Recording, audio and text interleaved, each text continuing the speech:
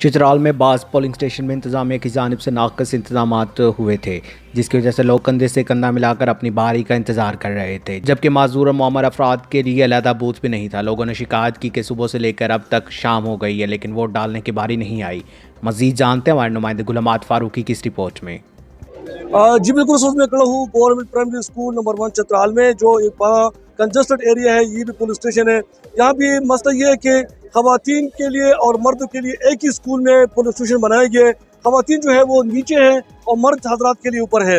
یہ لوگ یہ شکایت کر رہے ہیں کہ ہم صبح سے یہاں کے جو پریزائڈنگ افسر ہے، اسسٹنٹ کمشنر اون بادشاہ سلامت کو ہم صبح سے بار بار شکایت کر رہے ہیں کہ بھئی یہاں پہ پولنگ بوتھ کو بڑھایا جائے، کیونکہ یہاں پہ رش بہت زیادہ ہے، دور دراز سے لوگ آئے، مگر وہ کسی کا سنتا نہیں ہے۔ ابھی ہم نے خود جب اسسٹنٹ کمشنر نے یہاں پہ وزٹ کیا، ہم نے اس سے موقع جانے کی کوشش کیا تو اس نے صاف انکار کر دیا کہ میں کسی شکایت کا جواب ہی نہیں دیتا۔ دوسری بات یہ اس کے خلاف یہ بھی شکایت تھا کہ اس نے ایک ایسے خاتون کی ڈیوٹی لگائی تھی جس کا شوہر جو تھا وہ خود کینڈیڈیٹ تھا، اور اسسٹنٹ کمشنر کے سفارش پہ اس کی ڈیوٹی لگائی گئی تھی، جو الیکشن کمیشن آف پاکستان کے قانون کے بالکل خلاف ورزی ہے۔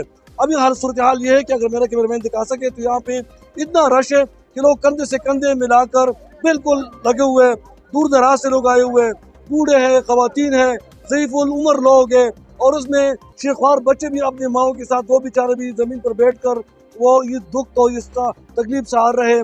تو یہاں پہ جو لوگوں نے ہم سے بات کی، ان کا یہ کہنا تھا کہ ہم صبح 10 بجے یہاں پہنچے ہوئے دور دراز علاقے سے، مگر ابھی تک ان کی باری نہیں آئی، ابھی تقریباً ٹائم ختم ہو گیا ہے، مگر کئی لوگوں نے اپنا ووٹ کاسٹ نہیں کر سکا۔ اور ان لوگوں نے شکایت کیا کہ یہ جو election commission of Pakistan Chitral کا جو ہے اور ضلع انتظامیہ ہے، ان کی نااہلی کی وجہ سے اور ناقص کارکردگی کی وجہ سے، ناقص انتظامات کی وجہ سے یہ صورتحال ہوا کہ لوگ بہت مشکلات سے ہیں، بالکل کنجسٹڈ کھڑے ہیں، اور ان میں تقریباً 1 انچ کا فاصلہ بھی نہیں ہے۔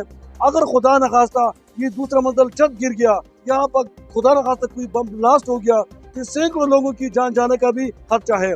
تو یہ لوگ مطالبہ کرتے ہیں کہ جو chief election commission of Pakistan ہے ان سے، جن لوگوں نے یہ ناقص وہ انتظامات کیے ہیں ان کے خلاف قانونی کارروائی کی جائے، اور کم از کم ان کو سرزنش کیا جائے تاکہ مستقبل میں لوگوں کے لیے اس قسم کا جو ہے درد سر نہ بنے۔ جی اب تک کے لیے صرف اتنا ہی۔ مزید خبر اور اپڈیٹ کے لیے 94 نیوز کے ساتھ رہے گا۔ ہماری خبریں یوٹیوب اور فیس بک پر بھی دیکھ سکتے ہیں۔ اپنا خیال رکھیے گا۔ اللہ حافظ۔